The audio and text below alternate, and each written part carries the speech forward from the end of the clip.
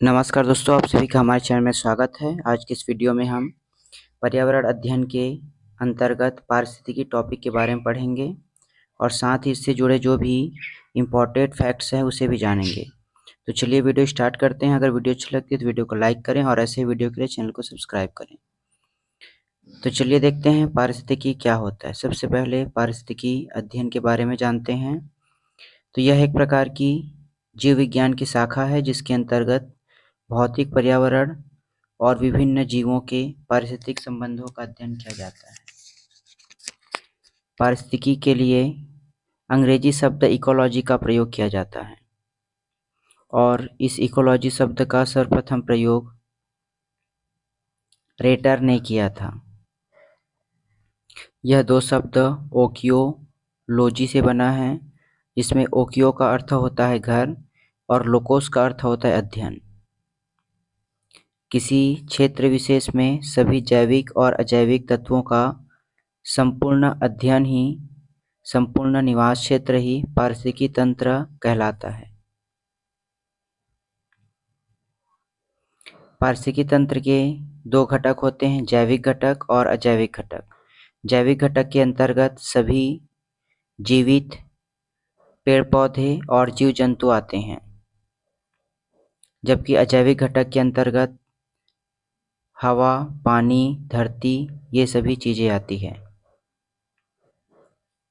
जैविक घटक को 3 वर्गों में बांटा गया है। सबसे पहला वर्ग है उत्पादक। उत्पादक में उत्पादन करने वाले हरे पेड़ पौधे और वनस्पति को शामिल किया जाता है।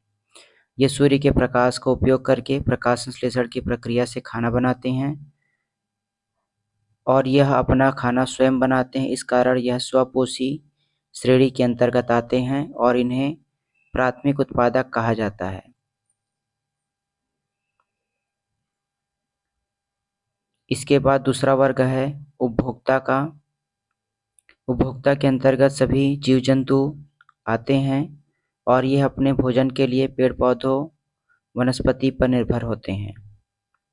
इन उपभोक्ताओं को भी अलग अलग वर्गों में विभाजित किया गया है। सबसे पहला है प्राथमिक उपभोक्ता, जिसमें ऐसे जीव जंतु आते हैं जो शाकाहारी होते हैं और वे अपने भोजन के लिए केवल पेड़ पौधों पर निर्भर होते हैं। इसके अंतर्गत गाय, बैल, भेड़ ये सभी शाकाहारी जानवर आते हैं। दूसरा वर्ग है द्वितीयक उपभोक्ता, जिसमें मांसाहारी जीवों को शामिल किया गया है।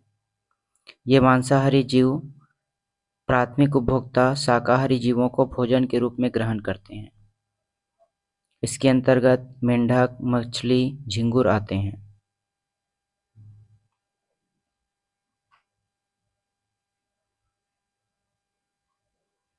फिर अगला वर्ग है तृतीय उपभोक्ता।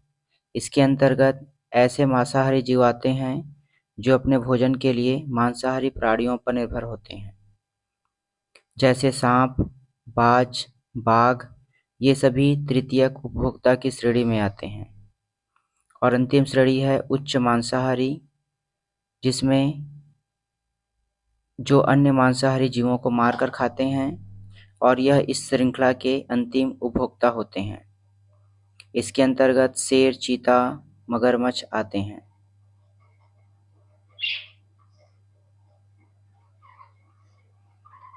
उपभोक्ताओं की अन्य भी श्रेणियां होती हैं, जैसे परजीवी, परभक्षी, सर्वभक्षी, अपघटक। सबसे पहला हम परजीवी के बारे में जानते हैं। तो परजीवी ऐसे उपभोक्ता होते हैं जो दूसरों पर आश्रित होते हैं और ये अपना भोजन स्वयं नहीं बनाते, दूसरों के माध्यम से प्राप्त करते हैं, तो उन्हें परजीवी कहा जाता है। दूसरा होता है परभक्षी। कुछ जीव जंतु ऐसे होते हैं जो अन्य जीव जंतुओं का शिकार करके भोजन के रूप में ग्रहण करते हैं, उनका भक्षण करने के बाद उन्हें खाते हैं, तो उसे परभक्षी कहा जाता है। अगला श्रेणी है सर्वभक्षी। इसके अंतर्गत शाकाहारी और मांसाहारी दोनों आते हैं, जैसे मनुष्य। अगला श्रेणी है अपघटक।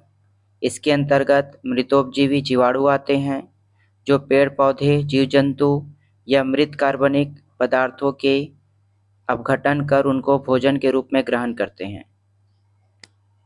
तो इन्हें अपघटक कहा जाता है। अपघटक पदार्थों को विघटित करके सूक्ष्म और सरल कार्बनिक और अकार्बनिक यौगिकों में परिवर्तित करते हैं और पर्यावरण की सुरक्षा करते हैं। दूसरा श्रेणी हमने देखा अजैविक श्रेणी।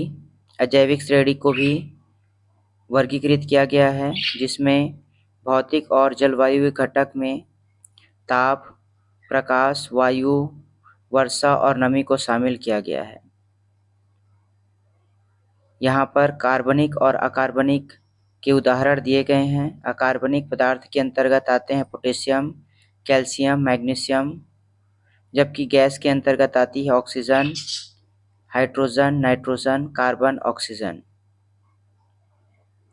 और कार्बनिक पदार्थ के अंतर्गत आते हैं कार्बोहाइड्रेट, प्रोटीन, वर्षा और जीवांश। तो ये हुआ पर्यावरण का टॉपिक, जिसमें हमने उत्पादक और उपभोक्ता के बारे में पढ़ा। वीडियो अच्छी लगे तो वीडियो को लाइक करें और छत्तीसगढ़ शिक्षक भर्ती से जुड़े ऐसे ही वीडियो पाने के लिए आप हमारे चैनल को सब्सक्राइब करें।